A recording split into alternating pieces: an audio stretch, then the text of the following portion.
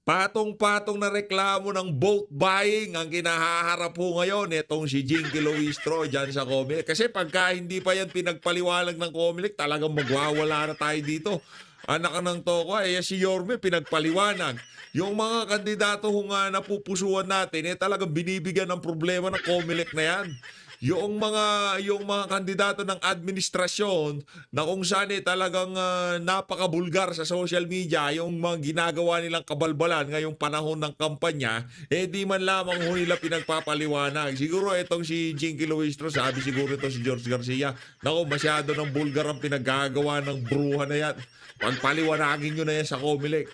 By the way, ito ho, United Frontliner Party List. Isa ho sa mga pwede nyong pagpilian. Nandyan ho ang sagip. Ito kasi sagip natin. Ito yung sagip party list. Isa rin ho yan sa mga ika nga magiging kasangga natin dyan sa House of Representatives. Ipanaw, United Frontliner, sagip party list, PPP, Duterte Youth. Naku, dyan ho, hindi ho tayo magkakamali dyan.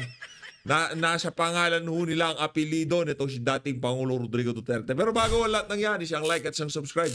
Masaya na ho tayo dyan sa mga gusto sumali sa ating community.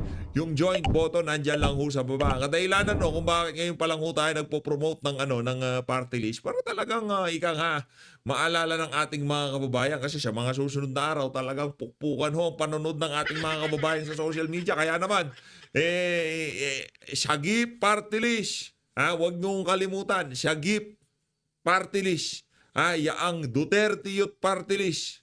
Yang dalawa na yan, talaga hong nakita na ho natin. Itong party list na to, ito ho ang pinamunuan nitong si Congressman Rodante Marcoleta. Noong congressman pa siya, kasi senador na siya. Ayon sa gusto niya, magiging senador yan. Ayun pamumunuan ho ito ng anak niya, si Congressman Paulo Marcoleta. Siya ho ang magiging magiging leader ng sagip party list dyan sa House of Representatives. Napakahusay, nitong si Kong Dante, mas matapang yan kaysa sa akin. At itong United Frontliner Party List. Ito na ho mga kababayan, sa mga bago lang ho, huwag niyong kalimutan. At lagi niyong tatandaan, alam niyo na ho ang pampasaya ni PH Update. No, eto na. Umpisa na muna natin ang ating talakayan dito kay Manong Ted Filon. Panoorin ho natin to, yung mga swapang sa pwesto sa pamahalaan. Makinig kayo. Ito, pakinggan ho natin to mga kababayan. Hindi lang po talaga pagkaswapang ito mga taong gobyerno po natin. Nako. Matagal na po tayong marami ng mga train system na natapos. Pagkaswapang kasi nila sa pera. Bakit? Sa halip na unahin itong mga napaka-importanting proyekto para sa atin, ang inuuna nilang mga proyekto ay ang para sa kanilang mga sariling interes. Maliwanag pa ho sa sikat ng araw. Ano yung pang-sariling interes na proyekto? Una na ho dyan, yaang akap. Yaang mga kaliwat ka ng ayudang pinamimigay ng administrasyon itong si Marcos Jr. Mamaya, bababaran ka namin, Jinky Luistro. Akala mo siguro, Actually, linalive pa lang ito ng News 5, pero nakita ko pag bumukha mo, bumandera sa na naman sa social media, kaya hindi ko talaga palalampasin yan. At dito rin ho pala, pag-uusapan ho natin itong paborito ng lahat. Itong si Aling Claire Castro. Mamaya ho, meron na naman hong mga bagong mga hands tong Ali na to. Pero dito ho muna tayo kay Manong Ted. Maganda halimbawa ito ngayon, itong 288 billion na isiningit po sa pambansang budget. 288 billion. Binawasan daw ng 26. Okay, 26. So magkano pa natira? But basically po, wala naman sa plano mismo po ng kagawaran, wala mismo ho sa plano talaga ng pambansang gobyerno, isiningit po nitong sigurado ko'y magnanakaw sa perang ito. Pinipilit nila. Dahil dito po sigurado ang kanilang kitaan. Kung hindi lang po talaga pagkaswapang ito mga taong gobyerno po na. Siyempre, ano na ho yan, ipipilit at ipipilit na mga walang yan na makapagnakaw habang nasa pwesto sila. ika nga, ibubulsa ho nila lahat ng pwede nilang ibulsa. Sa totoo lang ho mga kababayan, no? Dito sa larangan ng pagiging political vlogger, kung swapang lang ho kayo dito, nako, magiging... Nako, yung sinasabi ko sa inyo. Pero tayo kasi dito sa PHS Update, as much as possible, no? Nakakaano ho yan. Ika nga, mahirap pong pasukin yung mga ganyang, etong mga ano na to, itong mga politiko na to, katatakaw sa pera, mga walang iya kayo. Hindi na, wala akong mga kabusugan. Nakatapos na ng isang termino. Ha? Nakaupo na, pangalawa, ilang termino ba yan? Tatlo, dalawa, uubusin ho nila yan. Walang humpay ang pagnanakaw na gagawin nila. Ha, ipamimigay nila ng yung mga pera ng sambayan, akala mo sa kanila.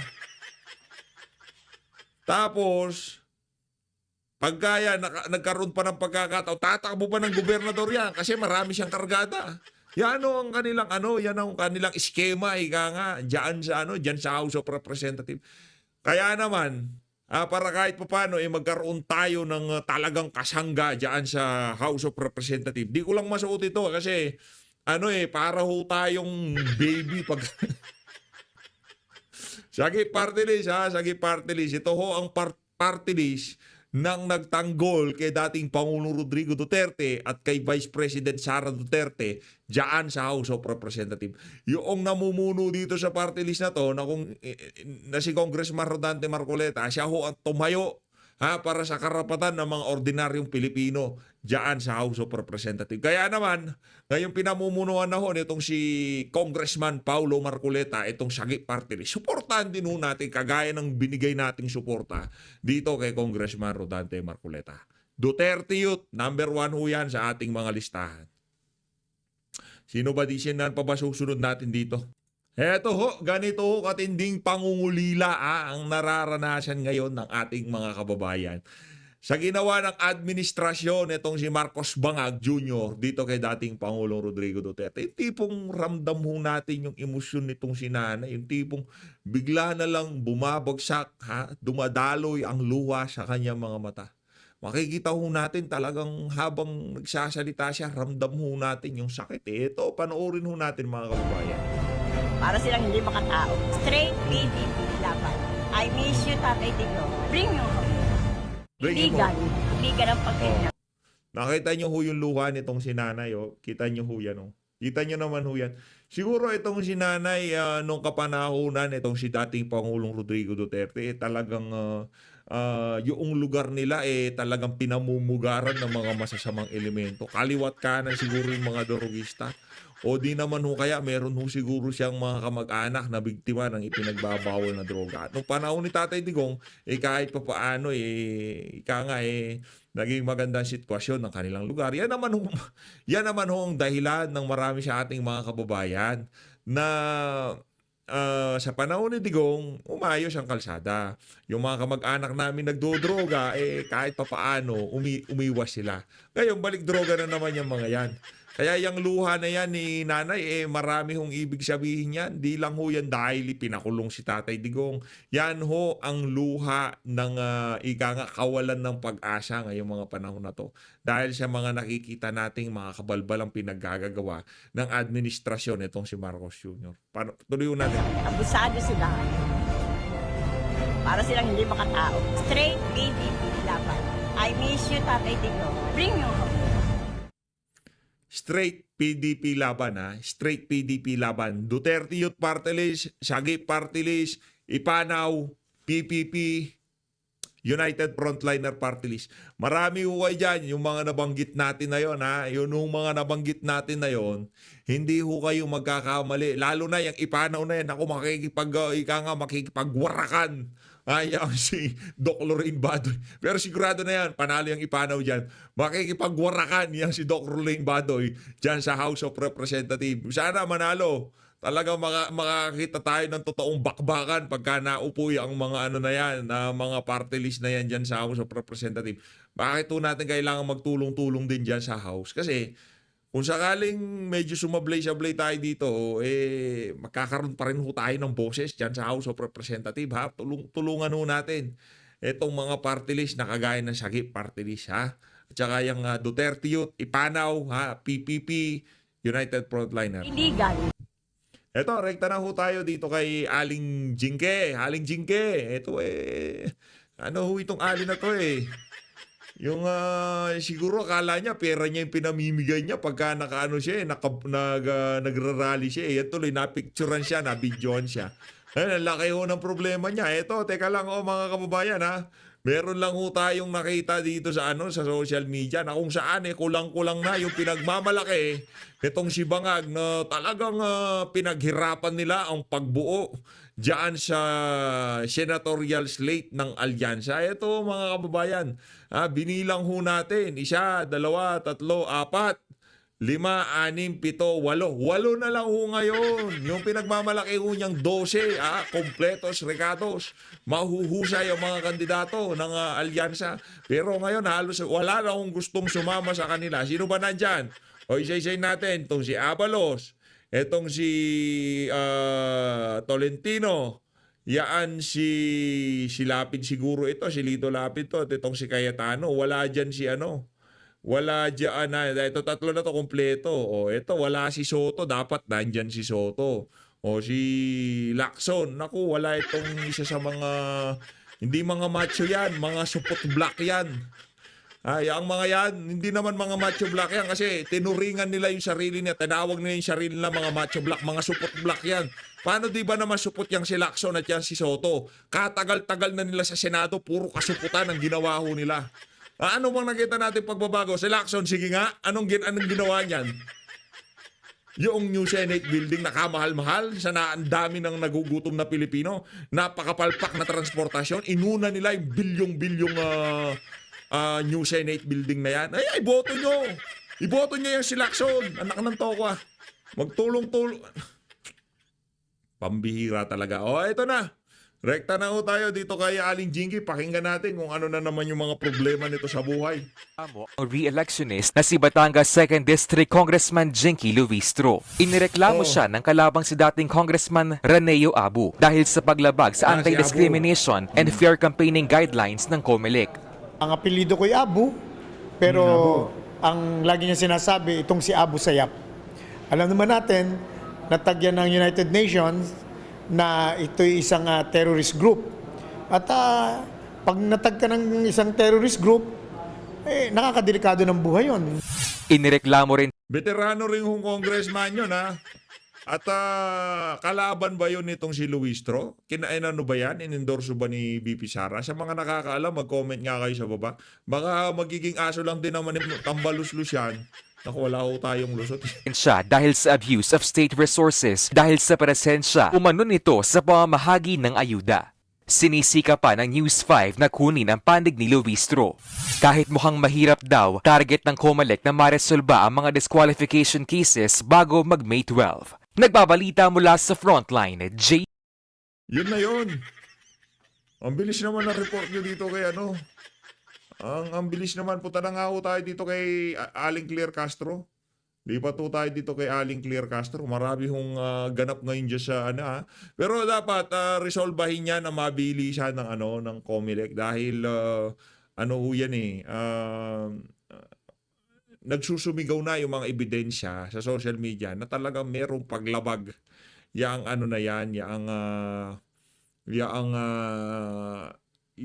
mga ibang kandidato, yung talagang kitang-kita bilang 1, 2, 3, mano. Di ba? Ganun yung ginagawa ng mga yan. Pakinggan natin. Halalan by Monday na po. Asahan na rin po natin na marami na pong magsisilabasan ng mga fake news. Ito namang Ali na to. Sino ba to? Sino ba tong na to? Sino radyo to? Ano nangyari dito? Bombo radyo? Anak ng toko, nasa pabrika kayo ng fake news Nung maglalabas ang fake news, araw-ayaw ka nagpapalabas ng fake news. Ano na lang po ang maipapayo ng palasyo sa ating mga kababayan na boboto po sa Lunes. Thank you. Hindi lamang po naglalabasan mga fake news ngayong papalapit ang eleksyon. Matagal na pong naglalabasan ang mga fake news laban sa Pangulo, laban sa gobyerno. At unang-una po na maipapayo ng administrasyon, maging mapanuri. Unang-una po ay maging mapagmatsyag at huwag niyo pong ibenta ang inyong dignidad. Wag! Huwag ibenta ang bansa sa ibang mga bansa na maaaring may interes. Hindi ba yung ginawa ni Marcos Jr. sa mga Amerikano? Kaliwa ka ng mga bagong EDCA site? Ano bang interest ni Marcos Jr. sa Amerika? Yung kanilang mga naka frozen goods na yung mga frozen asset ng mga Marcos. Hindi ba nagbenta? At kung sinasabi mo na wag ibenta ng Pilipino yung dignidad, matagal na hong binibili ng mga kaalyado ng amo mo yung dignidad ng mga Pilipino. Hino-hostage ang ating mga kababayan doon sa sitwasyon na kung saan talagang napakahirap ng kanilang pamumuhay. At doon papasok ang mga walang hiyang kagaya ng mga congressman dyan sa House of Representatives at mamimigay ng peking pag-asa na kung tawagin ayuda. Di ba kayo gumagawa niyan? Walang yaka, parang talagang ikaw ang kung tawagin double, triple, quadruple agent. Attorney Claire Castro. Dito, sa ating teritoryo, sa ating soberenya. Huwag ibenta ang bansa sa pamamagitan ng pagiging keyboard warrior. At ang tanging maging trabaho o goal ay gumawa ng fake news para sirain at maging negatibo ang taong bayan sa ating Pangulo at sa pamahalaan. Iwasan po natin hanggat maaari ang makinig, manood ng alam nating mga na ang content ay puro pagbatikos sa pamahalaan ng walang ebidensya. Anak na to, yan ang problema natin. Ngayon, pati yung panonood ng ating mga kababayan, gusto nyo nang limitahan. Gusto nyo nang kontrolin pati yung mga content na pinapanood ng ating mga kababayan. Ano magagawa nyo? Gusto tumambay ng mga kasama natin dito sa PH Update. Gusto nilang marinig ang ating mga napakalupit na boses, di ba? Boses lang talaga kasi napakaganda ng boses natin eh. Yun lang nami-miss nila sa atin eh. Oh, yung mga natin, yung mga punto de vista natin dito, maraming mahuhusay diyan. Boses lang ho talaga hinahanap-hanap nila. Kumbaga, nasanay na sila yung tipong ala DJ ang boses, di ba? Kaya naiintindihan ko naman yung mga kasama natin dito. Kaso ang problema dito kay Aling Claire Castro, ito kasing mga panahon na to, labanan nito ng mga argumento. Ngayon, kung natatalo kayo sa argumento, huwag niyo sabihin sa mga tagapakinig na huwag niyong pakinggan yan. Lilimitahan niyo ang... galingan niyo yung mga argumento niyo. Latagan niyo na malupit ang mga ebidensya mga kababayan natin. Sa ganong paraan, siguro pwedeng mangyari yung paglilimita niyo sa pakikinig o ika nga sa gusto niyo mangyari na huwag nang pakinggan ang mga vlogger sa social media. Lalo na yung mga content puro pagbatikos. Kung wala nang babatikos, ano na mangyayari dito sa bansa na to? Yung mga kalokohan na nangyayari ngayon, basta-basta na lang palalampasan. Anak ng tokwa. Kayo na lang. Wala, ayawan na yan. Pati yung mga kababayan natin, kung alam nyo kung ano lang, talagang sa tingin ko, kung meron lang ibang pupuntahan ng mga Pilipino ngayong mga panahon na to, mag-aalis yan dahil puro kapalpakan na nangyayari dito sa bansa na to. Sa totoo lang, kung meron lang choice yung iba natin mga kababayan, aalis sila dito. Kung meron lang choice, wala lang ho talaga. Kaya yun hong isa sa mga dahilan kung bakit natin pinagpipilitan na ayusin natin itong bansa na to. Dahil hindi ho tayo kagaya ng mga Amerikano, Canadian, Australian, Japanese, Singaporean. Yung mga yan, kaya ho nilang magpalipat-lipat ng bansa. Wala akong maraming restriction. Ika nga, kung gusto nila lumipad dito, 30 days visa, 40 days visa. Wala akong problema sa mga yan. Tayo. No? Saan tayo bansa makakapunta? Mga magkita pa na lang Pilipino to. Nako, di na aalis dito to. Ang gulo sa bansa. Maamoy ka pa lang nila. Nako, balik niya. Maaari pong bumatikos, maaari pong punuhin ang ating pamahalaan hanggat may ebidensya. Hindi po yan isinasara ang pinto. Ang pintuan po ng pamahalaan ay hindi naman po hahadlangan ang anumang mga kritisismo hanggat mayroon pong basihan. Ang ingatan lang po natin ay ang mga fake news peddlers. Labanan po natin ang fake news para kayo po ay magkaroon ng magandang desisyon sa Mayo 12. Eto, kung gusto nyo magkaroon ng magandang desisyon sa mga buhay nyo, hindi lang sa hindi lang sa 20 dito sa papalapit na election. Kung gusto nyo magkaroon ng magandang desisyon, ito talaga malupit na desisyon to. Ang gawin nyo lang ho ngayong oras na to, dito sa pagkakataon na to, i-click nyo lang ho yung subscribe button. Sabihin ko sa inyo, yan na ho ang ika nga sa lahat ng ginawa nyo ngayong araw na to. Yan lang ang pinaka-paki. Merong pakinabang. Mag-subscribe kayo kay PH Update. Diba? Ganun lang naman ho yun. No? Iyon ang pinaka-ika nga kahit pa paano yung araw nyo nagkaroon ng kabuluhan. At isa pa, ang pangalawa dito, sundan nyo lang ho ang mga sinasabi nitong si Claire Castro. No, kasi kakampi natin yan. Yan ho talaga ika nga yung tipong Claire Castro, siya yung natin, siya yung kapanalig natin dyan sa Malacanang. Kung wala yan si Claire Castro, kawawa ho tayo. Hindi ho natin maibubulalas, maibubulgar, may lalantad ang mga kabulukan itong si Bangag kung wala yang si Claire. Kaya para dito kay Claire Castro, palakpakan ho natin. Saludo. Next question, Nel Maribohok, UNTV. Yes. Hello po. May isa nakaraang pagdinig po ng Senado, may sinabi ang NICA na mismong yung buhangin natin sa coastal areas ang ipinantatambak sa ilang reclamation dyan sa West Philippine Sea. May direktiba po ba ang Pangulo ukol po dito? Opo, matapos- Problema yan. Lupa na natin ang ginagamit nila sa reclamation, sa mga ginagawang artificial island dyan sa West Philippine Sea. Naku, nakakalusot yan sa DENR. Kayo naman, baka meron kumikita. Pambihira, yan ang sinasabi ho natin. Ganyan ho kahihipokrito mga nasa administrasyon. Reclamation, ginagamit nila lupa dito sa Pilipinas, napapalusutan ng DENR. Baka kasalanan na naman ni Duterte. Mga walang Tapos biya kayo. nakatanggap ng impormasyon patungkol po dito, inutos po ng Pangulo na magkaroon po ng masinsinang pag-iimbestiga patungkol dito. At ngayon po ay ongoing ang investigation at kapag ka po nagkaroon na po ng pinal na pag-iimbestiga o konklusyon papunta dito, ay patungkol po dito, gagawin po ang agarang pag-uutos. Ito ay ayon doon sa maaaring maging resulta ng investigasyon. Yusek, we have a follow-up question on our first question from Tuesday New.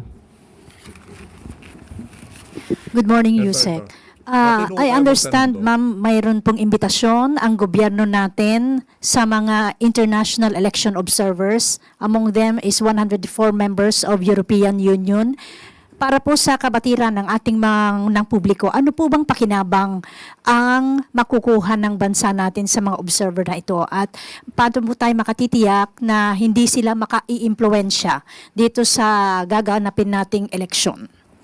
Kung may mga kumbidado po na neutral at wala naman pong pamumulitika, mas maganda po makapag-obserba sila para makita po nila na ang eleksyon sa Pilipinas ay malinis at para din po maiwasan kung ano man po maaaring dayaang mangyari. One more follow-up question, Yusek, from Ivan Mayrina, GMA7. Kaugnay po ito doon sa tanong ni Nel kanina.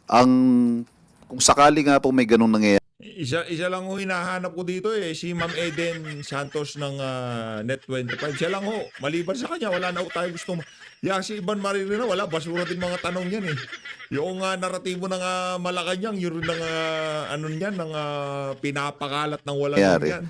hindi naman ho siguro ito pwedeng itago dahil magkakaroon ng quarrying operation sa mga coastal areas, dadalhin ito sa kung saan man nagkakaroon ng reclamation. Hindi ho kaya may pananagutan dapat din ang mga lokal na pamahalaan dito, and what does the palace have to say about this? Kaya nga po ito ay iimbestigahan kung meron pong dapat managot. Ito naman din po ang Siyempre papalusutan. Hindi pwedeng yan. Si Ivan Mayrina, Ili ng Pangulo.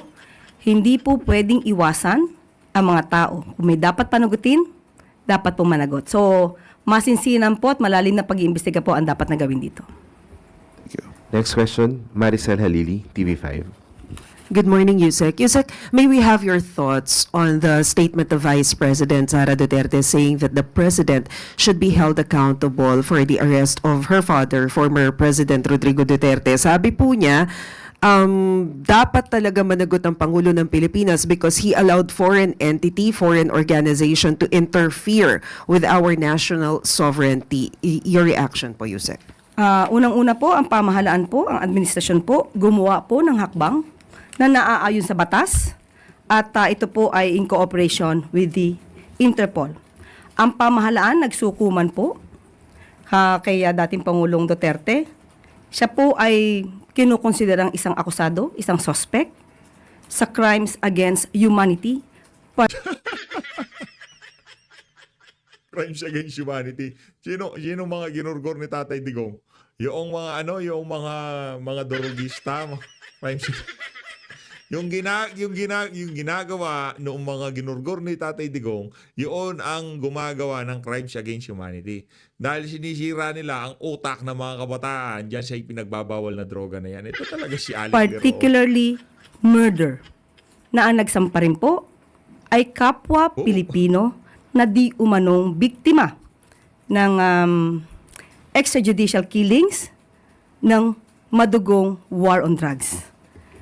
Ang ginawa ng pamahalaan ay hindi naman po pagsuko ng soberenya, kundi pagsuko ng isang akusado. Uulitin po natin ang sinabi ng Pangulo sa SONA 2022.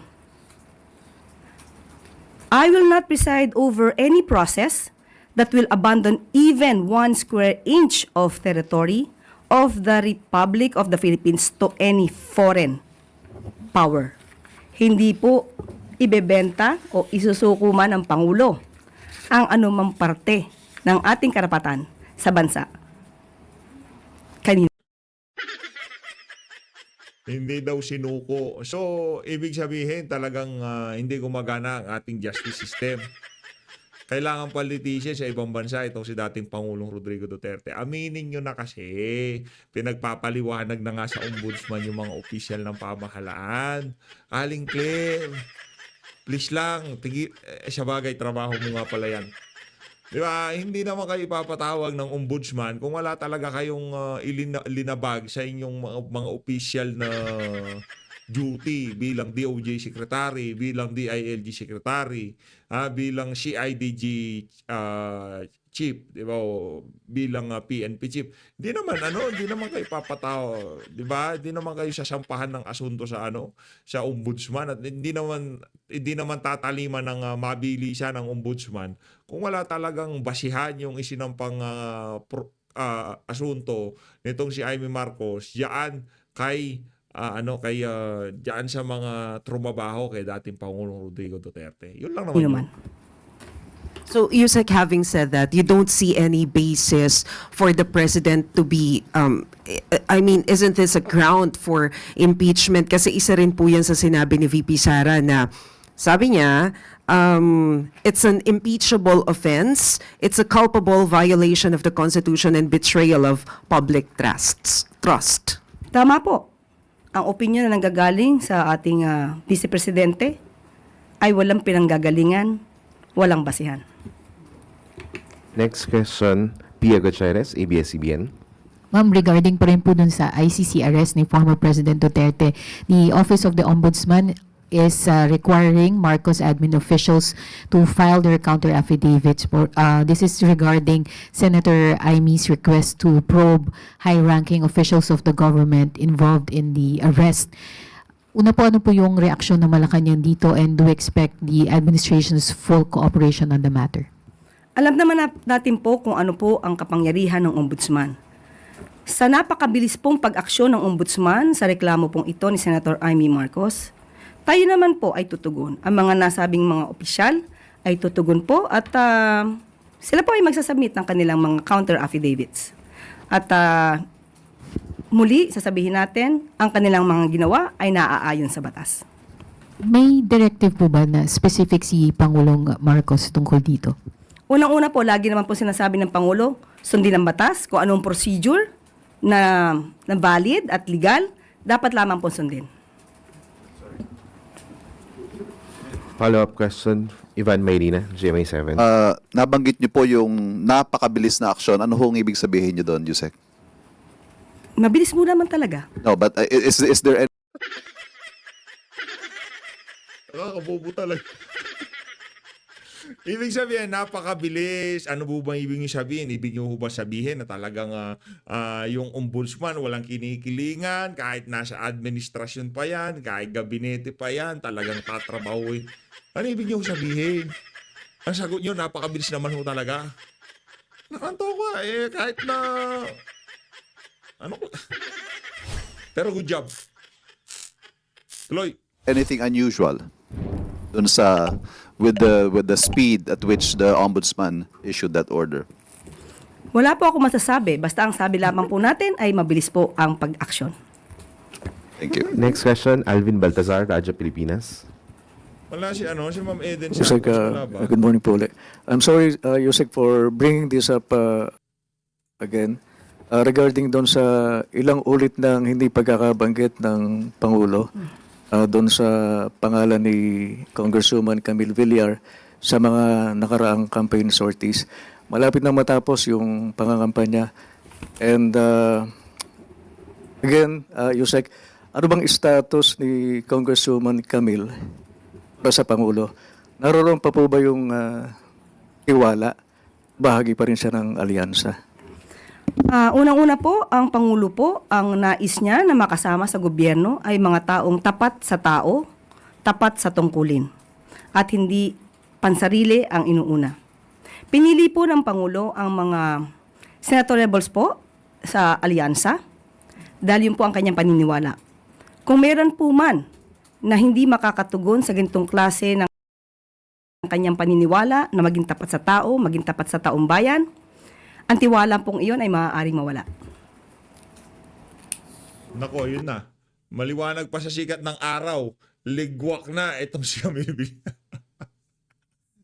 Camille, di mo na daw nagagampanan na yung tiwala, na nawala na yung tiwala sa iyo nitong si Bangag. As always, maraming salamat to sa pagsuporta sa PH Update. Mag-ingat ho kayong lahat. Mahalin natin ng Pilipinas. Saludo 113 United Frontliner Party List. Sagip. At hindi ko kasi itong sombrero na to. Hindi ko natin kayang bit-bitin. Ika nga, di natin madala eh. Ayan. Sagip. Sagip Party List. Duterte Youth. Ay kay Sir Cardema yan.